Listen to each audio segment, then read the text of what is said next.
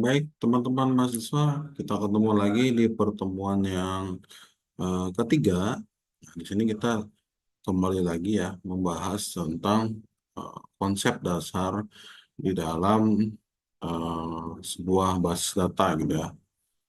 Nah, di sini nanti teman-teman akan mempelajari sedikit tentang apa sih isi di dalam sebuah database kayak gitu ya. Baik, di sini Bapak mungkin akan langsung saja masuk ke dalam materi gitu ya, materi kita pajak pada hari ini.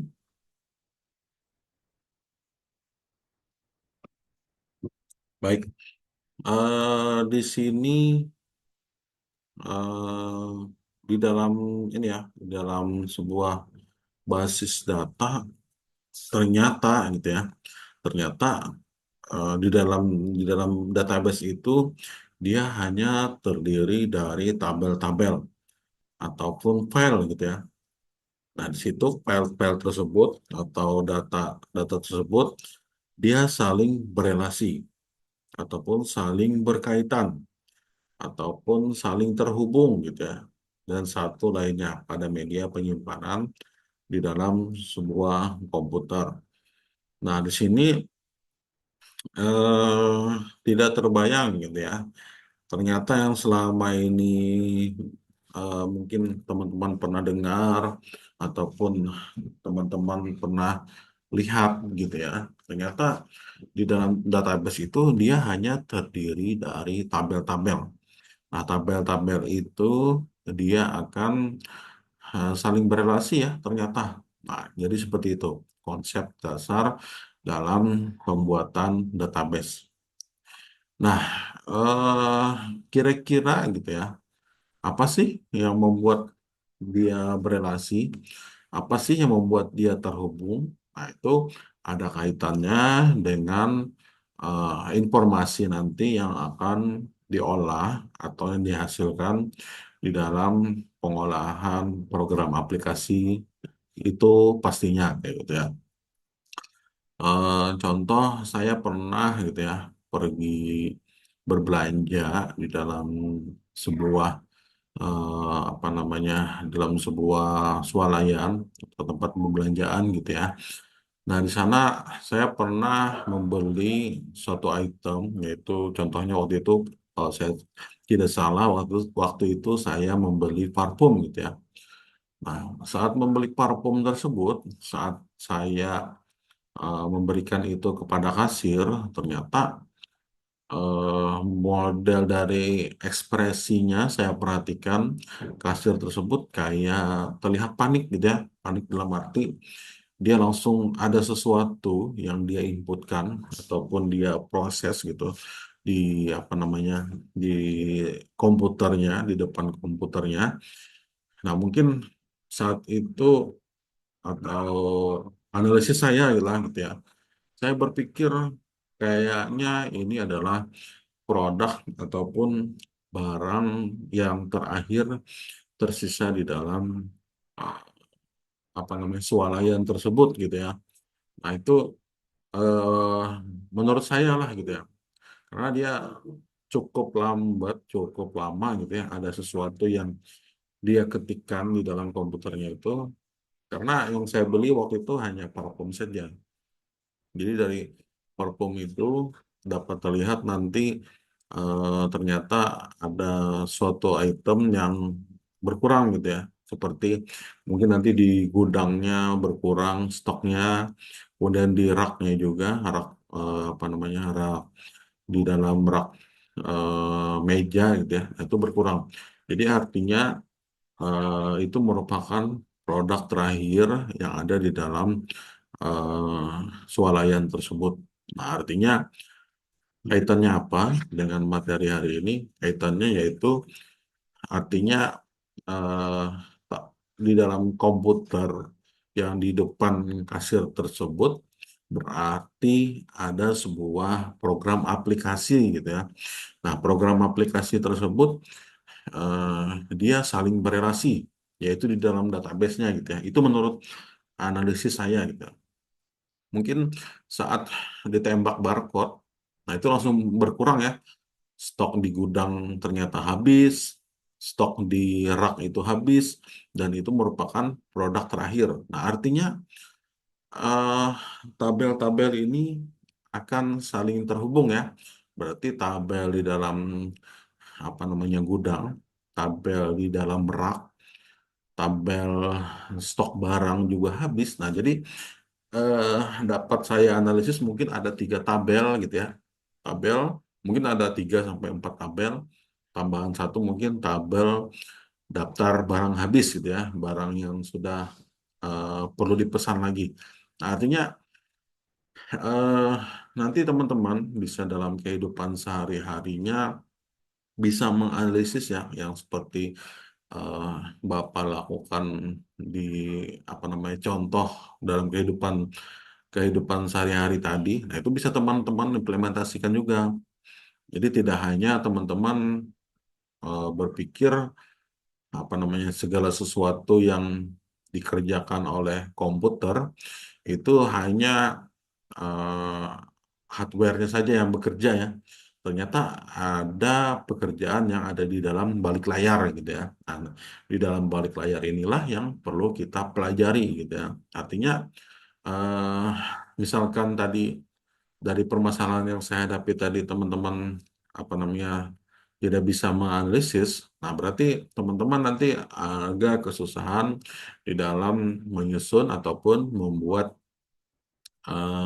database ya yang ada di dalam database yang ada di dalam program aplikasi yang nantinya teman-teman implementasikan. Nah, jadi harapannya teman-teman kemanapun pergi, kemanapun kalian berinteraksi, coba nanti teman-teman selalu belajar menganalisis, belajar eh, memahami gitu ya, memahami fenomena-fenomena yang mungkin bisa terjadi di dalam apa namanya kehidupan sehari-hari teman-teman. Jadi perlu teman-teman pelajari lagi gitu ya.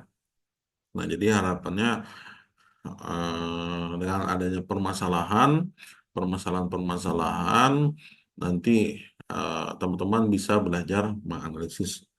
Jadi dalam pemahaman mata kuliah ini memang harus punya logika yang baik ya dalam pembuatan eh, atau perancangan sebuah database. Seperti yang Bapak bilang, mungkin nanti akan kita apa namanya jalankan ataupun laksanakan nanti setelah UTS nanti kita coba merancang apa namanya database gitu ya. Nanti secara realnya seperti apa gitu ya.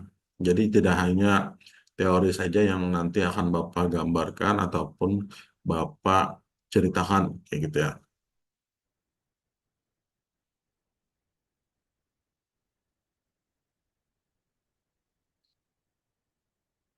Nah, di sini isinya apa gitu ya. Nah, sifat. Nah, kalau berbicara sifat eh, basis data, berarti hal-hal yang melekat ya, melekat yang ada di dalam basis data itu sendiri ya. Nah, berarti dia harus bisa merepresentasikan sejumlah aspek dalam mini Word. Jadi di dalam sebuah basis data itu ternyata hanya terdiri dari mini word ataupun kata-kata gitu ya. Kata-kata itu diolah di dalam sebuah program aplikasi sehingga membentuk sebuah kalimat. Kalimat itu nanti digunakan untuk apa namanya sebagai penunjang keputusan di dalam program aplikasi. Nah, kembali lagi, dia merupakan kumpulan data yang saling berhubungan dan mengandung makna tertentu. Artinya eh, kumpulan data. Berarti tidak hanya satu data ya. Nah, data-data itu nanti saling berhubungan, saling berkaitan, sehingga dia menghasilkan sebuah makna ataupun sebuah analisis tertentu kayak gitu. Seperti contoh yang tadi Bapak sampaikan ya, ada ternyata ada relasi tabel nih saat barang parfum yang Bapak beli itu ternyata menurut analisis saya, nah dia eh, berelasi dengan 4 tabel ya. Jadi apa namanya, saat barang itu berkurang, maka tentunya berkurang juga ya di dalam gudang maupun di rak maupun di dalam tabel list barang yang perlu dibeli lagi kayak gitu. Nah, ditujukan untuk memenuhi kebutuhan yang spesifik. Artinya eh, tidak boleh data itu dia apa namanya, misalnya kita mencari data tadi ya, misalnya di Siakat. Nah, saya mencari data atas nama Budi. Mungkin di dalam UMPR ini atau Universitas Muhammadiyah Palangkaraya ini mungkin ada puluhan, mungkin ratusan ya atas nama Budi gitu ya. Karena mahasiswa kita kurang lebih sekitar 10 ribuan ya. 10 ribuan mahasiswa, mungkin ada berapa ratus nama Budi. Tapi bagaimana dalam perancangan sebuah basis data itu kita buat sehingga dia menunjuk data yang lebih spesifik.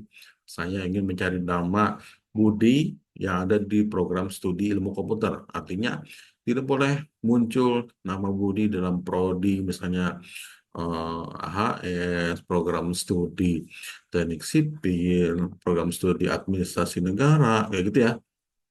Saya hanya ingin nama Budi yang ada di program studi ilmu komputer. Artinya saya harus bisa menentukan spesifik dari data tersebut, yaitu dengan menggunakan NIM mahasiswa gitu ya. Karena NIM mahasiswa tadi kembali seperti Bapak bilang di pertemuan awal, itu dia merupakan sebuah primary key ataupun kunci utama. Nah, jadi data yang dituju dia harus lebih menunjuk ke data yang akurat. Nah, jadi dalam apa namanya, eh, pemanggilan sebuah data kayak gitu. Oke, mungkin itu aja dari Bapak ya. Nanti kita ketemu lagi di pertemuan selanjutnya. Bapak akhiri, wassalamualaikum warahmatullahi wabarakatuh.